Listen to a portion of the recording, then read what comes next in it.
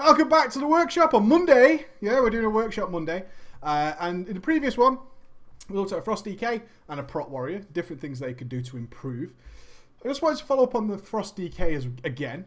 I would really love to see you hound your raid leader to get a countdown. It's vastly important for a DK. You have so much to do before the pull. I really want to see you do that. I want to see that buffed up nicely. Make sure you get the full use of Army of the Dead and a pre-pot. It's no good wiping to DPS when pre-pots are screwed up. Yeah, major point. If you're wiping to DPS, hey, let me use 2 potions, okay? It's important. Get a countdown sorted. It's very easy to do. There are macros everywhere for it. And also, you've got a Feral Druid tank. We had that issue with you running in and then popping Pillar of Frost slightly early. And also your Army of Dead not getting the full use out of it. Stampeding raw. Let's get a Feral Druid should be stampeding the raid in. If they have to run quite a long way and they've got melee DPS, I want to see a stampede. I want to see everybody in there as fast as possible, okay? In part 2, we are going to look at a Resto Druid. Now, our Resto Druid here, I would say, is pretty new to healing in general. So we're going to see quite a lot of mistakes and many, many different ways of improving, okay? I think that's really important, is that we see so many different things going on. So first things first, I'm going to fire this bad boy up. And the first thing you guys are going to do, as always, is have a look at the UI. It might look familiar to some of you. Off we go. I'm interested to see what you guys have got to say. It's ugly. Oh, thank you very much. Thank you very much.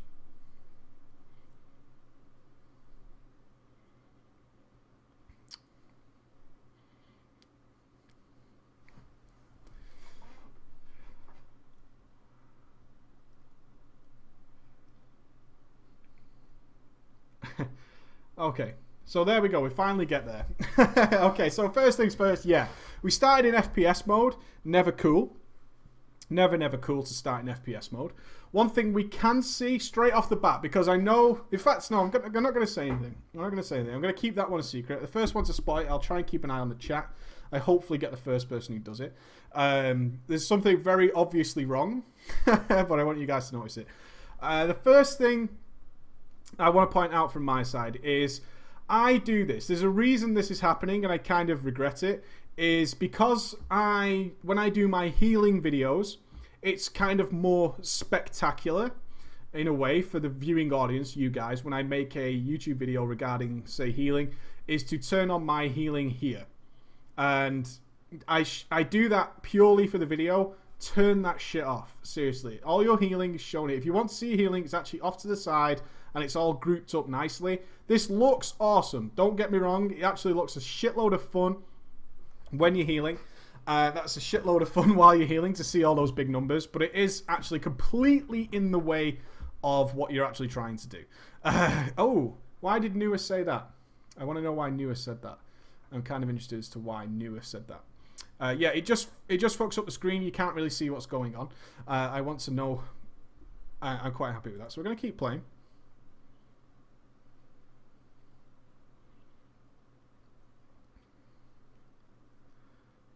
Okay. What we've got in general... Oh, there we go. Rascal spotted it. Yeah. He actually didn't make this mistake on purpose. As you can see, his focus target, which is what I tend to do in my guides, is I focus up a tank. And I do that so I can keep a nice, easy track on my life blooms. I want to keep life bloom rocking on the tank constantly. I really want to do that. There is one ultimate problem with this, though. Ashakara is the other tank in this raid. Ashakara is not tanking, okay? Ashakara is not tanking. So you really need to pay attention when you focus up the tank to keep your life blooms on, is that you're actually focusing the guy who's tanking. Now, unfortunately, our healer friend here is not going to notice that throughout the whole fight. Every single drop of healing that comes from your life blooms, besides passive AoE damage, is going to heal nothing at all. You really need to pay attention. This is what on my grid. This is my grid here. You can see who has aggro. It's the red icon in the top left is the person with aggro. Okay, so I really want you to pay attention to that. Now, I did have Blubzork over this as well. He's been a Resto Druid for a long time. And he pointed out some extra things to me as well. So we've got quite a lot to go through in this one. So I kind of want to take my time with it.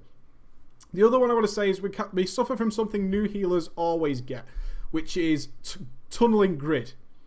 Tunneling grid so much that our focus is not here. Now, there's a number of reasons why this is obvious, and there's a particular case shortly where you'll see a good indication of why that's happening. But mainly, I want you to take note of the fact that he's not soaking annihilates. Healers are very wary that reducing the damage the raid takes is actually better than just healing it up in most cases. I know this is LFR, and it doesn't make a big deal, but you want to get used to your environment while healing to get your focus away from here. This should be a glance, but your main focus should always be in this middle of the screen here. You should be soaking annihilates as well as the raid. Really should. So we're going to move around. We do a lot of dancing like Resto Druids like to do. A lot of tanking. Nice use of Innovate there. Nice time to use it. I would like to see it maybe slightly earlier, once we hit 80% mana, to get that Innovate on the way. Just to get that bad boy on cooldown. We're certainly going to use it later. We're using regrowths on our clear cast, which is cool. Again, keeping... you know, the thing is that got me about this is what really sort of hurt, in a way, is you do a really good job overall of keeping those life blooms up. You really keep a good job of keeping your life blooms up. It's just such a shame it is on the wrong person. It really is such a fucking shame that it's on the wrong person, but there you go. We're going to watch quite a bit of this because there's some simple points I'm getting, but I kind of want to see them as they develop. A few rejuves flying around, not too bad. I'd like to see a little bit more. One major issue that we're going to see is a total lack of Swift Mend. Swift Mend is one of your most mana efficient heals, okay? Swift Mend is vital to the Resto Druid repertoire. For Swift Mend just does so much healing. It really does, especially via Efflorescence. It costs barely nothing to Swift Mend. Your Swift Mend should essentially be on cooldown all the time.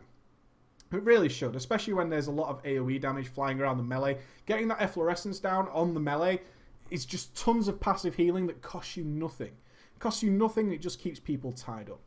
One of the things we're going to talk about quite extensively, especially in part 2 of this video, as it goes on to Will of the Emperor, is a struggle that a lot of new healers have with understanding what their role should be. People don't really understand how they slot into the healing dynamic. And there is a healing dynamic. Certain healers are better at certain things than you are. And you need to accept that. So what are the strengths of a Resto Druid? I'd love to see some sort of idea here of what is the strength of a Resto Druid. What is the strength? I really want to know. Novus is kind of touching on it a little bit. And I'm kind of looking at dealing with certain situations. AoE, HOTS. Now that's a better answer from Empire, HOTS. Priests and monks are much better at burst AoE healing. We have Wild Growth. It's not terrible by any means. It's not terrible. Wild Growth is fine. But we are better as a Resto Druid, along with the Restoration Shamans, at preventing people from dying very quickly. We can prevent a lot of people dying really, really quickly, but not in a burst healing fashion. That is not how we work as a Resto Druid. It's just not how we work. What we do is we can very, very quickly cover a large amount of people and prevent them dying while the burst AoE healers go and do their thing. There is 2 very important things that go on here. Burst healing is great. Big numbers tops people off. Tends not to do much after that. So if you need 100k healing, that burst heal might do 150k healing. But essentially that's like 30k on every person. The power of HOTS, and especially Rejuve, is that it just keeps ticking after that. So the burst healing lands, Rejuve just keeps topping them up. And with Rejuve spam and Efflorescence, we can cover a vast amount of people. You throw in Wild Growth, we can sort a lot of problems very, very quickly across a widespread amount of people, while the monks go ahead and channel up to a nice revive, or they go ahead and channel up and as a priest to start spamming some prayer of healing on people. Doing that bursty healing, which is like, flat healing, and the Resto Druids are just constantly raising the health of the raid and preventing people from dying. That is our purpose. That is how we are good. And then we can do the same to the tank by providing so much just topping up healing, and let the burst healers do the chunks of healing. So we're sort of providing the mortar while they drop the bricks of healing on top. So they get a nice mortar topping them up, not really going to die, while the other guys get a nice channeled heal off or a nice casted heal, okay? That's the strength of the Resto Druid is, I need to cover the whole raid, is dying. I can really bring them up and keep them nice and steady while the burst healers do their job. Really nice idea. I love the way the dynamic of healing is in terms of that. Now, here you go. This is your example of grid tunneling. That was for every single tick. Every single tick of volley. Every single tick. And there's only one reason for this. There's only one way this can possibly happen. Only one way this can possibly happen. And it's an issue that healers run into quite often. As you can see, volleys cast. Ouch, ouch, ouch. In most situations, the healer that takes these is actually not even realizing that the druid he is healing, or the person, whoever it might be, is actually them. Healers will have run into this situation before where, let's say you're playing a Resto Druid, and you suddenly see a druid start taking a lot of damage, and then before you know what the fuck is going on, you actually realize it's you. You're the one taking all that damage. It's actually you're healing yourself. And you don't realize it because all your attention is here. You literally cannot see, or you can't take it into your peripheral vision, that this is you. All you see is this little orange box right here. You just see that. You see nothing else whatsoever. You just see that. And luckily, I think someone else comes and tops him up. Yeah, we got Shaman with a nice big heal. Awesome, awesome, awesome. All very cool. Now, I just want to say, although he did a wonderful job of keeping life blooms on, these life blooms pretty much stay up. You can see he's got his nice focus bar for his life blooms here. He does a brilliant job, actually, of keeping these up. We want to see rejuve on the tank as well. You should be keeping life blooms and rejuve on the tank 100%. And if you have nothing else to heal, let's go ahead and throw that regrowth on the tank as well. Nice, you got a proc there and a rejuve. Remember, rejuve is so efficient. It's just so crazily efficient. It really is. It's just obscene. Absolutely obscene amount of healing. Going into the regrowth, keeping that guy nice and high. I do love the numbers on the screen. I do. I think it's one of my personal favourites. You see, it makes me laugh that even here, I would have loved to have you have noticed, because you actually select the druid as the guy taking damage. You actually click him here. You give him a big regrowth, but you still didn't notice that it was because he was the tank, which is a little shame. A little bit of a shame. I wanted to skip to 5:52, actually. It's a relatively long fight, this, with similar things going wrong along the way. But we've already discussed, so I'm not going to dwell on them. These are all things to be picked up. I'm going to tell you right now, there's too much to talk about here that you're going to fix in 1 or 2 raids. It's going to take you a while, especially to get your eyes away from grid. It is going to take you a little while to get out of that habit, but that's okay. That's more than fine. So we're going to come up here. It's all going to be good. 528. Everything's looking pretty chill. It's all good. Blubzor mentioned you should do some better tracking. I kind of want you to be a bit more aware of your environmental awareness here. So far out from the Maddening Shout. I'm sure any of you have dealt with Maddening Shout on normal and heroic.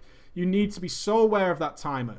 Get in there and get clear fast. Especially as a healer, you should be jumping all over the fucking melee when Maddening Shout is coming, purely to get cleared so fast, and then get out and start healing that raid up. Because you know a ton of damage is coming down on that raid. Look at all this damage.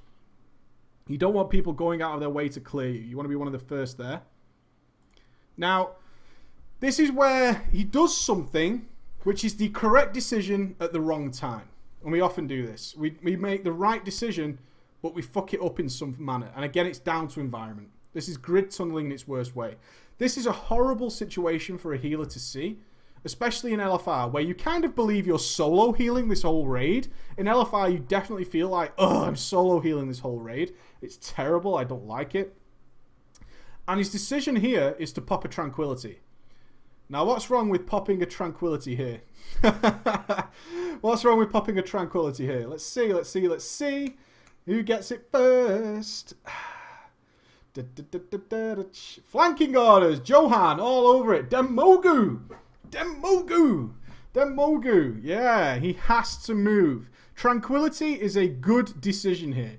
It is a really, really good decision here. Tranquility is nice. This situation does call for a Tranquility, just not where you're stood. So there's the Tranquility, but oh no. Oh shit though. Boom, boom, boom, boom, boom.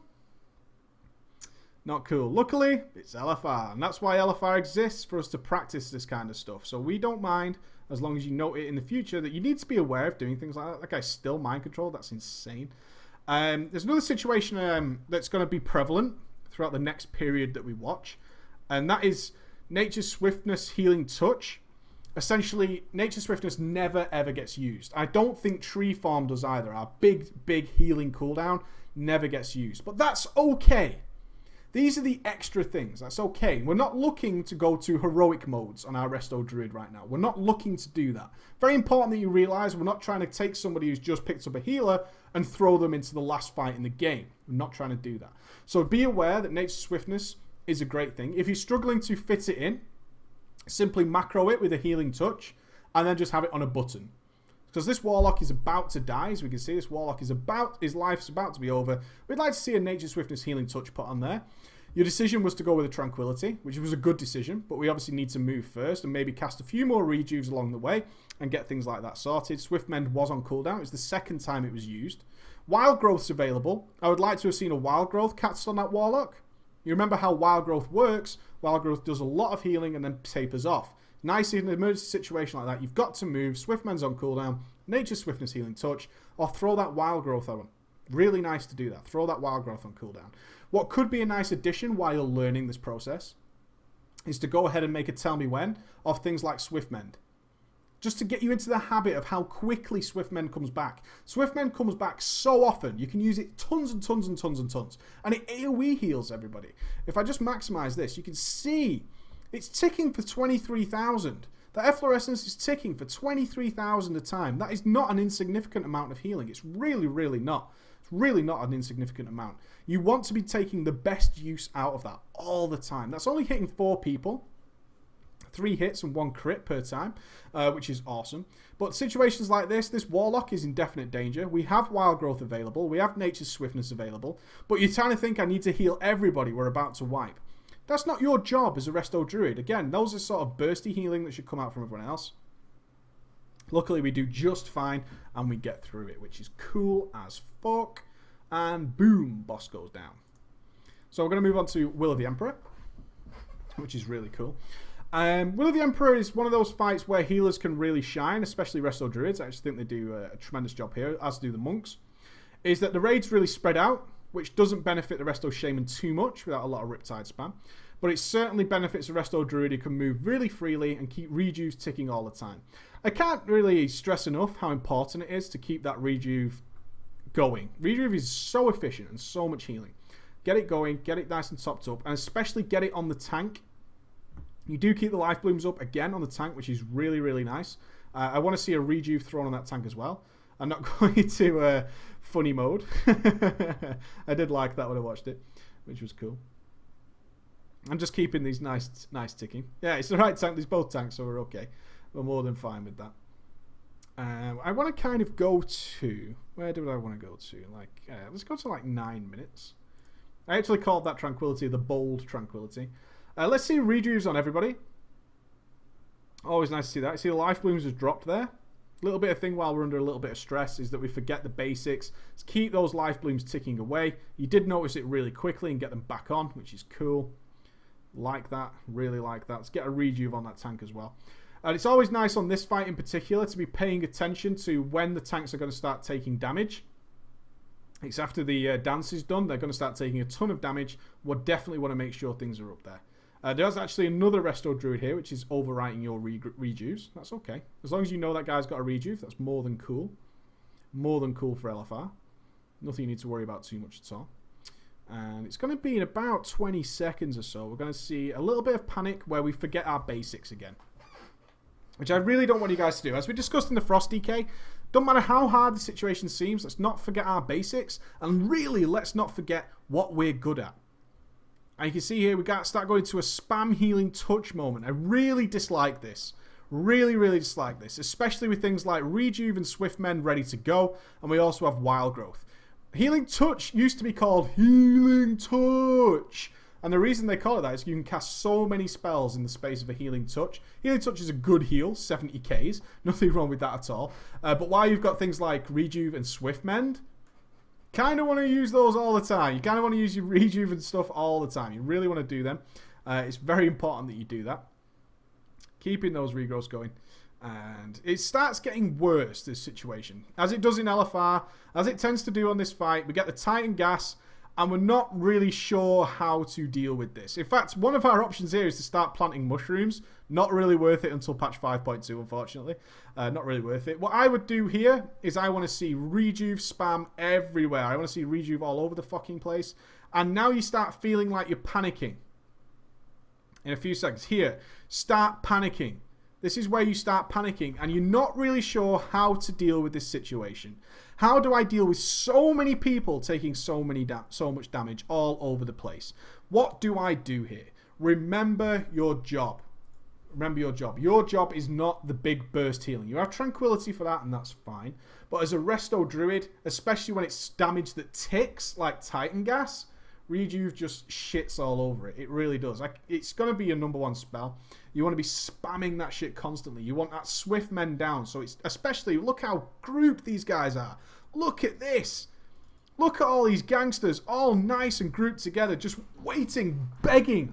They're seriously begging to have an efflorescence all over them. You can see the gangster shaman who's got his lovely healing. He's healing the rain down. He knows the score. And you want to get one down for the melee. If this was me, I could see that it's all melee. Warriors, warriors, warriors, rogues. Remember what your class colours are showing you. If all warriors are low on health, you can pretty much guarantee the problem is in the melee. Let's get a swift mend and a wild growth down on those bastards. What you did was turn towards healing touch, which was kind of like, oh, everyone needs a lot of healing now. Everyone needs a lot of healing. Look how many rejuves are down on this raid right now. Only 5, and none of them really on the essential people who need that healing. Life blooms fell off at the same time. Sort of panicking, not really sure what to do. It's okay. It's okay. These are all things to be worked on. But we had wild growth available. We had swift mend available. We had all these tools. Remember, you are not the big burst healer unless you're tranking. You're not doing that. What you're waiting for is to get that raid nice and protected with things like rejuves, life blooms, wild growths, things like that.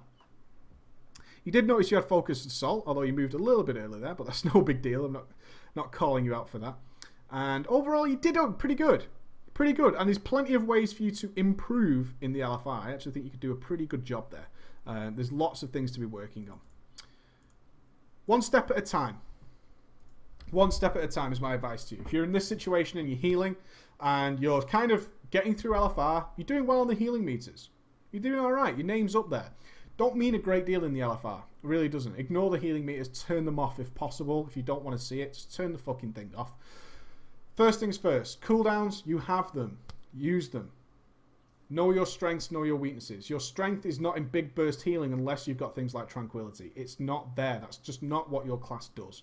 Big burst AoE healing, no, that's what the monks do, that's what the priests do. You keep everyone nice and topped.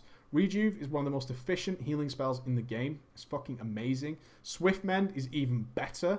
Use it. Get used to your class colours. If you see a load of people taking damage and they're all brown and yellow, that's the melee that's in trouble. Let's get an efflorescence down on those. And just work up basically. One thing at a time, okay? Loads of things to cover there. Big main issue #1. Grid tunneling. Get used to looking at your screen and taking the information on grid at the same time. You need to see the screen. You need to start avoiding things. Took a full flanking orders. Not cool. Took a full volley. Clearly grid tunneling. Don't want to do that, right? That sucks. You don't want to do that because you'll die in normal mode. You'll just be dead. And people will kick you from a raid if you die to things like flanking orders. They will. They don't want you in your guild. If you trial and die to flanking orders, your healing could be out of the fucking roof. They don't care. You died to one of the easiest abilities to avoid in the game. Don't like it. Volley, you should be moving. 2-3 things there to work on basically. And then I really want to see you send me another video. I really do. I really want to see you send me another video in like 3-4 weeks time when you've practiced a little bit and let's see the improvement. I really want to see the results. In fact, that goes for anybody who sends me something on a video like this, such as the Frost DK. If you down that fight, I want to see the video of it. I want to see what your DPS was like, especially if it was after the workshop. Really want to see that. Alright guys, that is literally the end of the workshop. So I will take a quick Q&A before I call it a day. Q&A. I just want to remind you that we will be having a full day of live streaming on Thursday. Me and Ghost will be live streaming all day. from early morning till the afternoon, we will be live streaming Baldur's Gate, the new revised HD edition of Baldur's Gate. We will be live streaming that on this channel, on twitch.tv/preachlfw. So that's going to be Thursday EU time. Okay, Thursday's your day off. Awesome. So we're going to be, me and Ghosty are going to team up and we're going to play the new revised version of Baldur's Gate. I've not played it. Ghost has. I'm sure he's got plenty of advice to help me get through that, which should be cool. So I'm just going to move my chat over here so I can see if we've got any questions from the audience. It's a bit more specific than thoughts on Boomkin Druids. My thoughts are fun class. If you like them, you'll like them.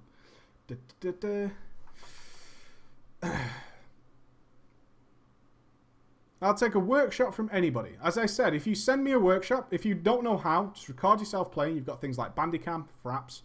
You can even use the free version of XSplit. A lot of people don't know this. If you download the program XSplit, the free version, you can record yourself playing with that for free. Upload it to YouTube. Use something like Windows Movie Maker or Apple's version. They're all free. Send it to YouTube and send me a link to preachgaming@gmail.com and title it Workshop. So all I ask you to do is title it Workshop. I have currently something like 2,000 emails. I would really like them to be easy to find. That would be really good.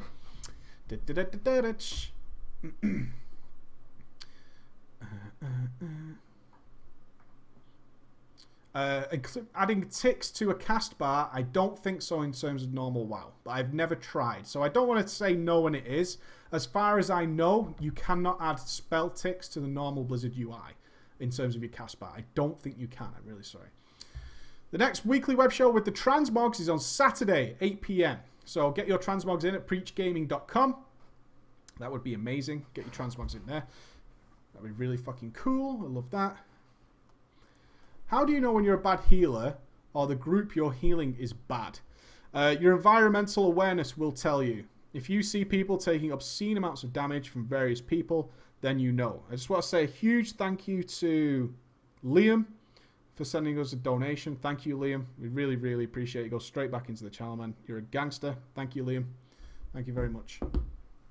Disc guide will be at patch 5.2. Disc is getting changed a lot, so I want to do it then. That's when I want to do the guide. What grid modules do you use? I use the standard ones. I have done a video of the grid add-on. I've done what's that mod grid? You can check it out there. What is your least favorite class or spec in MOP? In February, if you don't know, I'm live streaming all of February. I'm taking a break from extensive video editing in February. I'm still going to be doing YouTube videos, of course, just not big crazy ones. And I will be capping every class. So I'm better to answer that question then.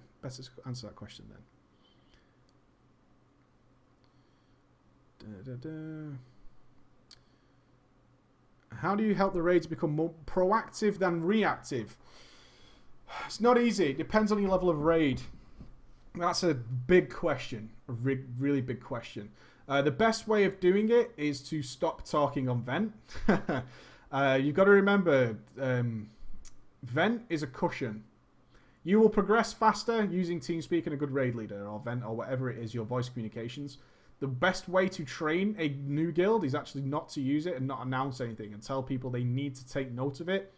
But that is a long road that you probably won't want to take, unfortunately. That is the best way of doing it, but it takes a long time. I don't recommend it. Some people just can't do it. Some people just cannot do it. No matter how good they are, some people will still die to fire. We've all done it at some point. We've all done it. Sorry, chat's going pretty fast. So if I miss your question and you really want to answer, please just type it again.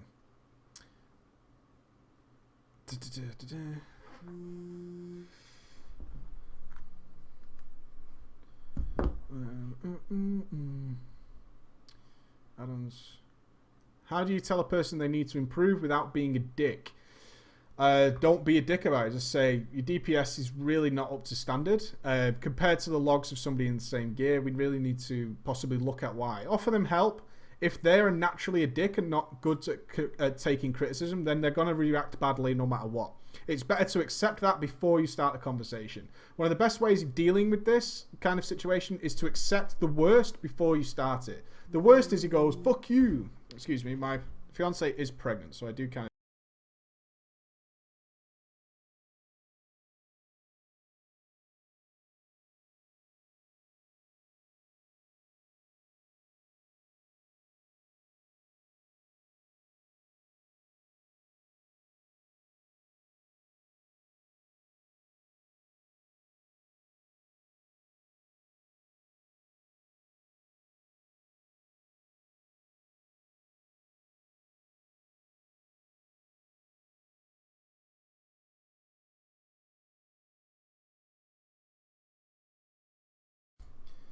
Apologies for that. I do need to...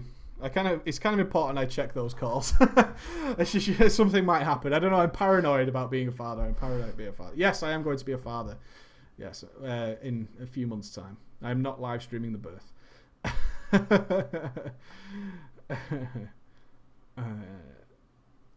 Why is Refortunator telling me to value haste or mastery over expertise on my Frost DK? It's because the add-on is determining that you are not going to benefit from more procs due to expertise rather than firing off more things. Are you a dual wield DK out of interest? Can I do guild workshops? In what respect? In what respect can I do a guild workshop? In what way would you like me to help you? I want to help. Just tell me what. In what way? In what way? Fury dual wield, one handers, two hands. Depends on the level of weapons you get. If you get better weapons, Fury tends to come down to what are your better weapons. Seriously, it's that easy. What have you got? Two better weapons that are two one-handers? They're going to be better. It's as simple as that. Don't overthink it too much. Guardian Druid Mastery buff save Druids from a slightly underpowered tank. Blizzard seems to think so. I'm not convinced. I'm not convinced. I could think of different ways of fixing Druids that wouldn't really fit in nicely. They're not too broken right now, is one thing to say. But I could certainly see different ways of doing that. But it will help. There's no doubt about that. It should help. Should I track my procs with tell me when or just watch them? I prefer class timer, but it's better to track them in some way. One of the big things I'm going to do a video on is tracking internal cooldowns. I don't think people know enough about internal cooldowns. I'm planning that video for Thursday. I'm going to be live streaming all Thursday with Ghost, so I'm going to produce that video sort of Wednesday on internal cooldown tracking. That's something you would use tell me when for, and it's pretty important. It's pretty damn important, so I'm kind of looking forward to doing that video, but I will do that. What classes will be in the next workshop? I'm not telling you, although I did show the guys when I was streaming today the video. I have a lot. I have about another 20 to get through, but keep sending them, please. I would rather do 2 workshops a week than 1 a week. I'll just put it that way. I would rather do 2 workshops a week than 1 a week. I would rather do 5 workshops a week than 1 a week. So as long as you guys keep sending them, the workshop is purely determined on you guys sending them in. If you don't send them in, there will be no workshop. Simple as. So should I listen to the add-on or still aim to cap expertise? I go with what you feel more comfortable with. If you don't feel, do some testing in a raid, like in LFR. It's basically telling you, look, if any add-on is telling you not to value expertise, I think Vanish had this problem recently with his rogue. It's because you're not generating enough resources where a miss is going to really hurt you. That's what it's telling you. It's like you can afford to miss and still get the most out of your damage. So try it out. If you feel like you're sitting on resources and it's because you've missed or you got parried or dodged, I should say. If you got dodged and you're sitting on resources, then go for the expertise cap. If that isn't happening, then go with getting more mastery and haste.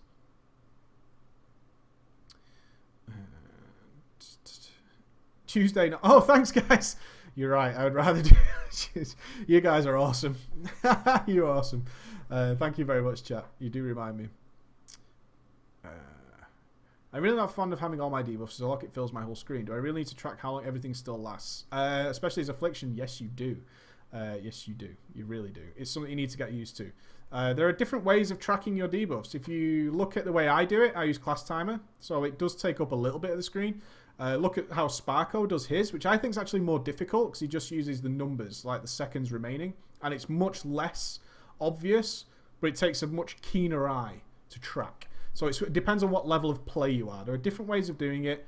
Try a few out. That's the best thing I can do, is try them out and see what you do. But you do need to track those debuffs. You really do. You send the workshop to preachgaming@gmail.com. Upload it to your YouTube channel. Again, entirely free.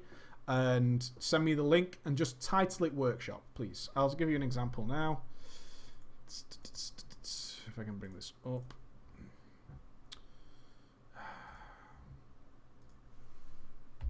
Gmail.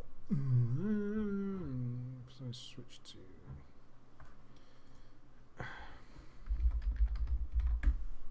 I do that. Bring that in there. So as you can see, currently got 2,000 emails, but I will search this word workshop. That's it. I will just search the word workshop, and you can see that they're all there, ready to go. So you can see I've watched them all. I'm ready to go with them. I've got lots to go at. So that's all I do. So if you do not title it workshop, seriously guys, if you do not title it workshop, as you can see there, I have 2,072 emails. I do try and read as many as I can, but please title them workshop, because that is what I will search. And if I don't find it, unfortunately, that is your own fault. So I can't be blamed if I miss that kind of thing. I just won't take it. I get a lot of emails every single day. I have no complaints about that, but please, sure. I'll do that there. I need to put it below as well, don't I, on the info thing on Twitch. Any other questions? I'm about to go out with my lovely lady. She needs me to help her pick something up and pay for it. If I haven't replied to your email, and it's a wordy one, please send it again. I could have missed it. As you can see, I get a lot. I really get a lot. I really apologize if I missed it. I do my best to reply to everybody. I really do. Can I recommend you a graphics card? What's your budget? What's your budget? That's the question. That's your budget. I keep the last kind of monster here. I always keep it. Non-WoW questions for the win. There's bulbous 200 to 300 pounds. That's a lot of money. I'll do this last thing. Are you where do you live? Just your country, Heroic. I would love to know your country. What inspired you to help other people? I was an asshole to a lot of people in WoW for a very, very long time. I recommend, which I'm not sure, the guys will probably remind me, which is the horrible story? Storytime 2 or Storytime 1? Or are they both? Okay. No, Storytime 2. If you really want to know why I got into doing this channel and trying to help people more than doing things like that, go on my YouTube channel and search Storytime 2. I'll tell you some of the most horrific things I did to people. Heroic. London, UK. Oh, it's pounds. Sorry, Heroic. Right. These, hopefully, I'm not trying to jump the carp or anything, but these, we are in talks with these guys forever. But I recommend you go to this website. If you can afford to wait 1 or 2 weeks, I recommend you go to this website, scan.co.uk. They are amazing in general. They do fuck up sometimes. I like to actually go on the hot sellers. They currently don't have any good. I would recommend Nvidia as well, as AMD's in a lot of trouble. Anything in the sale. What's that one? That's shit, dog shit, dog shit, dog shit. They have every card you can imagine here. Dog shit, 150. GTX 480, nothing credible. You could get a GTX 570 Ultra charged for nice money as well. It is a 570. I imagine you want a 6. GTX 580, fucking hell. GTX 580 there for 321. Not bad at all. Then you get into silly money. If you definitely want one of the 6 series, then you can obviously search that as well. This is where I get all my hardware from, by the way. If not here, I politely ask my brother. View all. Put a price min, 200, 300, filter. There we go. So those are the 570s on sale. It's a refurbished one. People tend not to want that. Well, you've got a GTX 660 Ultra Charged LS there. Not bad at all. GTX 660. This is my card. That's the one I'm using. This is my exact card. If anybody's interested, is this the EVGA 2 gig GTX 660 Ti. It runs like an absolute beast. So I really, 9 out of 10 people will give it a thumbs up. It's a fucking awesome card. It's really, really nice. Well worth the investment for what I do. But you can see how much choice you've got there. And they deliver next day. So I really, really like those. Last couple of questions before I go. I've lost my chat because I'm a twat. Yeah, I use GTX 660 Ti. It's amazing. Just be a little bit careful of AMD. Hopefully soon enough I can provide discount to you guys from buying from there. And they're also hopefully going to give us some like hardware and stuff to give away, which will be cool. I don't just play WoW. I don't think you can appreciate how heavy I run this PC, especially with video editing more than anything. Yeah, as people have said, a 660 Ti, bang on. Absolutely bang on. Is Unholy DK viable for World First Guilds? No, not at the moment. I'll do this very last thing before Emma returns. Let's see where the Unholy DKs are lying. I'm kind of interested to see myself. I do love Unholy. I absolutely love it. So let's go to rankings. What's a good DPS test? Not Elegon, it's too fucking biased. What's a good DPS test? What's that second boss? Feng's okay. Feng's got a nice little bit of variety to it. Feng the Accursed, Blood DKs, Trollolol. Tanks kicking ass, taking names.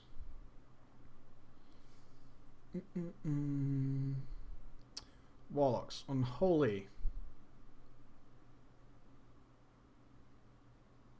Okay, Unholy DKs ranging from 150. Try and every time you look at things like this, please try and discount any bizarre numbers. Look around mid-range. So you're looking about 100, 110k from the top guys in the world. Where's Frost at?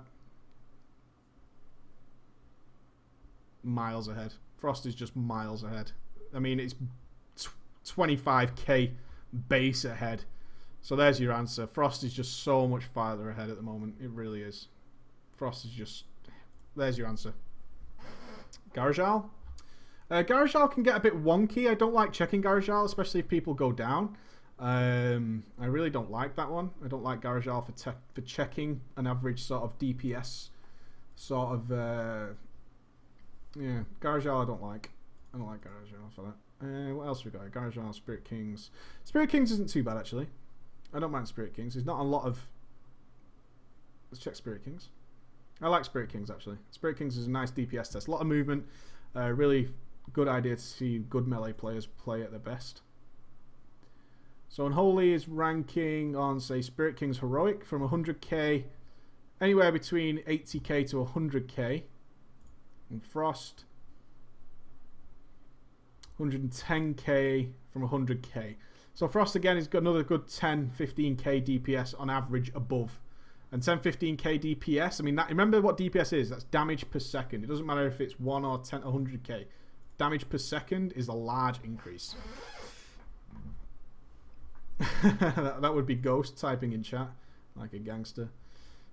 Oh my god, Ghost. Feng does involve people going in and out. It kind of fucks up logs a bit. Yeah, Garajal's kind of... Feng's... Yeah, I would agree with Vanish Feng. Oh, you're installing the gate. Nice. It's the best DPS spec for Shamans. Okay. That's the very last question I'm going to answer, because people just ask every single spec. So, what did we agree on? Feng. I think Feng's a good choice. Feng's a pretty much straight up DPS fight. I like it. Although I think Feng will probably favour Elemental. I think Feng will probably favour Elemental. Let's look at enhancement. I've got a feeling with the AoE on the ads on Heroic, it will definitely favour the Elementals. Okay, you've got enhancement pushing 154 with a range of 128. So we could say about 120-ish for the average decently geared shaman. Remember, top logs are not worth looking at. These Korean guys, do they have a higher item level? I'm kind of interested to remember that. 148. So pretty similar, actually. Yeah, pretty similar. So I wouldn't bother about it. Pretty similar. Not much difference in it whatsoever. Not much difference in it whatsoever. Okay, guys, I am done for the day. I have not done a Mistwalker workshop yet. I don't think I have one. AMD has stopped producing cards as far as I know. Or AMD is going to stop. AMD...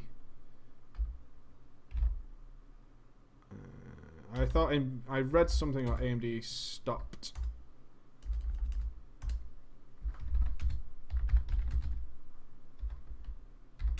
I could be wrong though. It could have been something else. It's BFG, ATI, AMD not competing with Intel. I could be wrong. I had this thing in my head that AMD had stopped making cards and it was literally going to be NVIDIA. High-end CPUs. Okay. Okay. So remember, workshop Wednesday. On Wednesday. Daily tomorrow. Watch my Facebook for tomorrow. I've got to do the big video tomorrow. I might cancel the daily. I'll try not to. I'll do my best not to. Workshop Wednesday. Friday, Drama Friday. And of course, it is the web show and all your transmogs on Saturday night. Thursday daytime. It's a big schedule this week, actually. Got workshop Wednesday. Big video on YouTube tomorrow. Then Wednesday, you've got the workshop. Thursday, we're going to be live streaming all day with Baldur's Gate, the new revised HD edition. We're going to be doing that with Ghost. That's going to be a co-op all day. I'll work out a time with Ghost that he wants to start with. In fact, if he's still in the chat, if you can let me know how early he wants to start. Transmogs go to preachgaming@gmail. No, they don't. Transmogs go to my website, preachgaming.com. That we do a weekly transmog competition there. Weekly transmog competition on the website. Just check the forum, preachgaming.com. Go on our forums, and Genji will have made it. Genji, who's our community guy, will have sorted something out for us. It'll be up at 6 a.m. for the gym, so let's say 9 a.m. So 9 a.m. UK time, 9 a.m. GMT on Thursday. We will be streaming Baldur's Gate live. Okay, Baldur's Gate. All right, guys. Way of the Warrior 2. As soon as it's finished. As soon as it's finished. That's all I'm going to say. All right, guys.